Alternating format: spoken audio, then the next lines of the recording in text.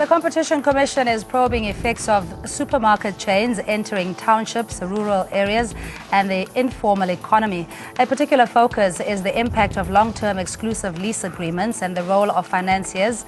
The Commission is also explaining or examining regulations and bylaws as a barrier to entry and expansion into the sector.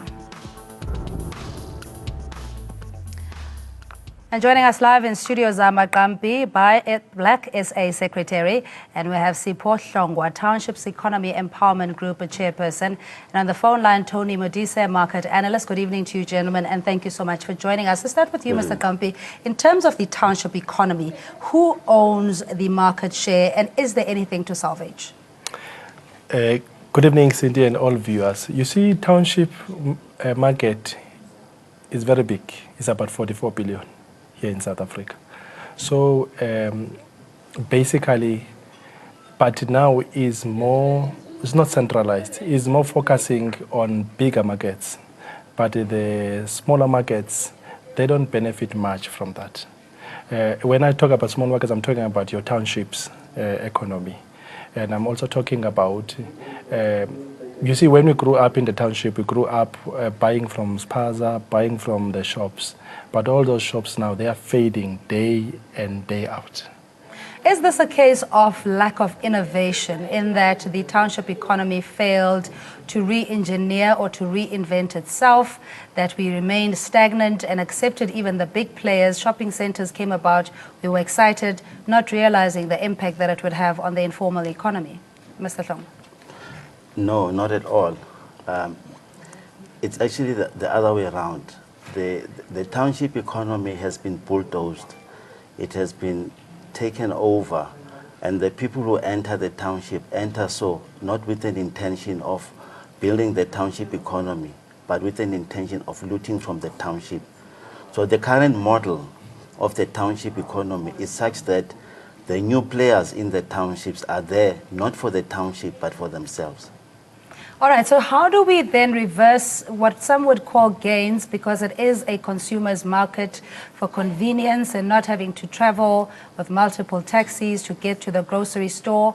Now you have your major retail chains in the township. How then do you find a balance where the informal economy can coexist with the monopolies, if you will? I think first we need to build partnership with the bigger supermarkets which are there now, because they're already there. I mean, Pick and Pays are there, your Spars are there, so there's nothing you can do about that. It will be important when we build any big supermarkets in the townships. First of all, there should be community involvement. But you might find sometimes community are not involved. But now, since they are there, we need to build partnership. And secondly, we need to promote and protect the interest of the smaller shops which are there. For example, take for instance, if we approach Pick and Pays and say, Pick and Pays, a certain share out of the Pick and Pay shop which is there, it must be owned by the community. Or else we ask them that most of the Pick and Pays which are there, they must be owned by blacks. Yeah. Well, they can give you an example and say they already have franchises where they extend their brand and standardize operations to black entrepreneurs to run a, proxy business, I suppose, but on behalf of Pick and Pay. Is that the answer, Mr. Hlongwa, or should we have new industries and innovate more in owning the economy? The answer lies in the combination of both. We already have existing players, big players such as Pick and Pays, but the problem lies with their model, like I said. Their model does not take into account practices that will advance the township and the people in the township. For example, their models do very little to develop the township. They don't procure from the township. The employment model is not community-based. And if you add all those, and there's also no equity. So if you add those, you find that there's only one thing, there's only one winner there, and that is the Pick and Pay or the ShopRite itself. However, if you had a model that looks at both development, equity, then you would find that at the end of the day, you've got the type of model through which there is black ownership, but there's also joint ownership in certain instances. You know, last time we spoke about the carrot or stick approach, and we know that business is not just benevolently going to give up market share and their dominance. At the moment, they have cheap labor, they have a captured market, if you will, that is limited in where else it can procure goods and services. So what is the solution? But just working on the sheer numbers and being able as a people to collaborate, find innovative ways, different ways of ensuring that the money circulates amongst us. I think the first thing that the informal market needs to be formalized. It is not yet formalized in South Africa. There's no one who's championing the interest of your hawkers, your informal markets, your spazas, your shops in the township. Unless maybe we took an initiative to formalize that, that's the first thing we need to do. But we also need to increase community-based economic activity. Because right now, more people in the township, they are more consumers. They took their pension money and they spend on these shops which you don't know who they own it. But also you must increase the black-owned SMMEs within those. As you have said, if we are saying now Pick n Pay is in the township, if you look at the value chain, it doesn't contribute to the township themselves. Because whatever they buy from their main stores. All right, maybe let's look at what can be done in the immediate. You spoke about the value chain. So vertically, there is no black player there in terms of procurement or manufacturing. There is a space where black products, at least from high standard, of course, that would meet their compliance, that can sit there. Why is it that we don't see that on the shelves? Yes, that is true to a certain extent, but there are already goods that can be procured. There are services that can be procured. And the attitude from those companies is just that black people are there for one purpose only, and that is to consume. There is no reason why, for example, your Pick n Pays are not using legal services from the township, security companies, cleaning companies, and so forth. So already there are services and goods that can be procured, but they are not procured. That's one. And secondly, the model should be such that the goods that they buy, they should buy goods that have got a BEE status, so that they know that they are supporting companies that support BEE. Because it's through BEE that we at least know that there's an element of equity from across the race and gender. So it's just free for all. They can buy from whoever, nothing happens. They can use whatever model, nothing happens. I mean, if you look at the malls, for example, most of the people that occupy the malls are not your black-owned companies, and it's business as usual. I mean, they've got a new phenomenon now with the in-house brands being promoted as premier brands. Of course, they'd be a little bit less expensive than your recognizable brands. So it seems to me that it's really a situation that is difficult for black entrants. Number one, the barriers to entry, let alone having the capacity to even fill that space. Zama, I hope there are solutions, there are activations that you are working on that will compel business to take the black consumer more seriously. True. If you look at it, even the basic things which the SMEs would benefit in the township are not happening. For example, whenever you bring some product to the township, transportation should be done by the township. Packaging, your agro-processing, your food process, all those things, they should be done in the township because there are some opportunities for people in the township to do that. So one of the solutions which we are looking at, we're looking now to introduce a buy black stamp, where we're going to say anything which is being bought from the township, it must have a stamp which confirms that it is manufactured, and then it is also bought from the township. You see. Okay, is that a process that is ongoing, or has it reached its completion? That now consumers can go and identify the packaging or the branding, whether it is indeed of a black-owned company? At the end of November, we're launching the stamp, where we're going to say that anything which is happening from the manufacturers by black, it should have a stamp. It must be stamped to say this you are buying from the black, it is manufactured in the black. Because there's no reason, just for example, to make example, there's no reason why we cannot have our own Unilever in the township, for example. the soap we use, we can manufacture in the township. The rama, the sana, the fish oils, all the things which we use. There are some scientists who can do it from the township. That's the level we need to think as black people. Yeah, but any examples, though, of that capacity of industrialization in the township, of industries that are actually effective, that are ready to produce and are ready to provide to the major supermarket chains? No, there aren't any examples that I can think of. However, if there is the intention and the commitment to source from the township through various ways, through funding, through various means through which the township, through which the discussion that we are having today, we won't be having it 20 years' time. That can change. But like I said, even when there are goods that can be sourced from the township, they are not. Even when there are services that are sourced from the township, they are not. So it's all about the will, the mission of those businesses that are trading in the township. Their mission has got nothing to do with black empowerment. It has everything to do with making money and leaving the township. So what do we do? Withhold the disposable income? You don't have an option, as I said, in terms of where you're going to buy your groceries, etc. What can be done in the immediate summer? Because, I mean, it's good and well to find all sorts of excuses or reasons why there isn't transformation in the retail space, but what are we doing about it? I think we must start having a buyers group, where we're saying that let's the township create our own buyers group. Look, for example, like Pakistan, they have all their own buyers group. So we can do the same terms, we have the same thing as in the township. But also we must look in terms of regulation, the laws, the bylaws.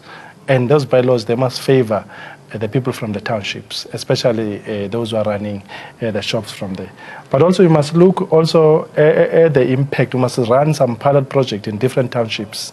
And then those pilot projects, and then to see if maybe we can be able to sustain the township manufacturing some of the products they need for the same pick and pays and for the same supermarkets. But are you guys collaborating, though? It seems like that you're working in silos. There's brown sense on social media, people trying to procure from each other and grow the local industries. Are you collaborating? There's the initiative from government on township economies and cooperatives and that kind of thing. How successful have those interventions been?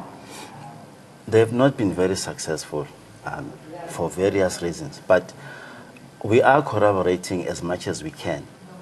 But we also have our individual identity, and we also have differences. It's not the differences that are a problem. The problem is that our strength, our ability to work as a unit. That's where the problem lies. And it's got nothing to do with the fact that we differ in ideology. It has everything to do with the resources. We don't have the resources to pull together. So in our small corners, we are trying to fight our fight to advance our communities. But it's very difficult for us to speak with one voice. All right, I won't call it the new consciousness in terms of economic disparities and exclusion, but would you say that this movement is slowly gaining momentum? And albeit it may not be in the next short term, medium term, maybe in the long term, we'll see a greater impact of how township economies can be self-sustained and profitable. True, I agree with you. That's why I'm saying it is important for us to run some pilot in different townships. And also, we need to have an active, radical township economy architects who are going to also assist some small business, like in terms of skills development, in terms of making sure that there's someone who's looking at a local economic development. Okay, our new chairperson, Mzwanele Manyi, even announced that we should promote small enterprises and micro businesses. And so you have that 2-minute elevator pitch to say this is what you do and if people can procure from you or the type of business that you're looking for. All right, you caught me off guard there. All right, firstly, what is important for us is that people must understand that the township is not there for looting. It is there as an economy which needs to be advanced. And whether it's government, whether it's small business, whether it's big business, when they enter the township, they must enter with a motive of advancing the community in the township in different areas through equity, through employment, through development, and also through procurement. With those four running full speed, the township would be a different place. But at the moment, there's only one running at full speed, and that is only the consumption of goods from the township. That's it. All right, so if you are an entrepreneur and you are a manufacturer of, I don't know, paraphernalia, whatever it is, and you approach a supermarket, what are your chances of even being given a second interview in trying to get your goods into that particular space? Almost zero, because of the chain that you have to follow. If you go to the local branch of Pick n Pay, they will tell you, they will refer you to their procurement department. Procurement department will refer you to their procurement program. The program will give you all sorts of criteria that will ensure that you stay out of the supply chain. So that's the problem. But if that could be done at local level, then that would give anybody who has an opportunity to sell, whether goods or services, at local level, and that would make the whole business accessible. Yeah. I know with the Buy Black SA, you had a protest march or demonstration in Durban a couple of months back in disrupting traffic, etc., to get the point across that the trucking industry, insurance industry, if not the majority of the sectors, are not transformed. What is the campaign that is focused on the retail sector? Right now, we are still negotiating both with the government and the private sector. Because what we're saying to the private sector that start localizing your procurement, you see. So before, we normally have a carrot before we use the stick model. So we're still negotiating with them. And then once the negotiations fails, and that's when then we're going to be using the stick model where we're going to be becoming radical with regard to that. So we have not formalized, we're just negotiating with them now. Okay, so Mr. Hlongwa, in terms of the Township Economic Empowerment Group that you represent, how many industries are we talking about? What are the expertise and specialities? Okay, we are open to all industries, be it service providers or suppliers of goods. Our motto is one. It's that procure from the township, and we will assist any sort of business that is in the township in order for it to access the markets within the township. Yes. You spoke about reform in the laws themselves being restrictive, the bylaws, I suppose, in terms of sidewalks, where you can have your goods, etc. So how then are you going to formalize not only the Hawkers Association, because there is a body like that, and ensure that people have the space to operate and are given the opportunity? I think first thing, it is important, the Department of, in Gauteng we've got a Department of Economic Development is focusing on workshops every week, which they are workshopping your spazas and also your supermarkets. Those workshops, they should be ongoing and they should be free to everyone. I think that's what we need to formalize. Skills development is very important. But also, we need to have someone who's doing market intelligence, looking in terms of how can we make sure that the different markets, they understand the value which they have in different communities. But we also need to have somebody who's just providing some information, especially when you talk about workshop, information about what opportunities the township people have in their surroundings. So that when we approach the private sector and we say to the private sector, please localize the procurement. And then they said, what can you do? For example, we once approached Sasol in Secunda, and then they said, but we don't have a database of the SMMEs in Secunda. And we provided to them. So those are the important things, that they must be formalized, and then we must have a proper skills development in terms of the opportunity available. We must do market intelligence, but as well also we must give adequate information by different means to the SMMEs and also the hawkers in the township. Yeah, and how do you provide that kind of environment, Mr. Hlongwa, to your members to ensure that you have the business acumen, to balance your books and organize your marketing, etc.? Well, through various ways. One, we channel them to the various sources where they can get information. And 2, we conduct our own workshops through our own members. And then thirdly, we also just disseminate information to various members so that they know where to go. If they are looking for funding, for example, they know that there's GEP and government institutions like those. They know about private company, small business development programs, you know, so we give them information. Yeah. Are we giving value to customers or even diversity in services? Because typically, Elokshini, every 200 meters, there's a Togo's place or this and the other tavern or car wash, you know, hairdressers, catering, security. Are we diversifying enough in giving customers an option to what is already there? I think true, we are diversifying enough. But in Tshwane, for example, what we have done, we've set up 200 hawkers retail centers. And then what we did first, we did what is called asset capitalization. We invested 100,000 in each and every one. And then we did a proper ordering systems for them to make sure that they understand the value chain of ordering. And we did proper stock buying. And then the last one, we did a proper branding and merchandising. And then we invested something like 250,000. And those hawkers now, they have grown now. They are big shops. So we can do that everywhere in the country, so that at the end of the day, they understand the importance of quality of their stock and then the value of what they are offering to the market. Because remember, they are competing now with the bigger markets. So I'm saying if maybe we can look at those 4 things, and then we can be able then to produce good quality, even in the spaza shops, and then that good quality, we can be able... yeah, but I mean, the spaza shops, I think that is a foregone conclusion, in the sense that we know the Pakistanis, etc., are now operating those spaces. Is there any hope of even retrieving or salvaging that industry? It's not looking good. It's not good. It appears that that industry has been taken over by the groups that you've referred to. However, there are still South Africans who have an interest in that trade.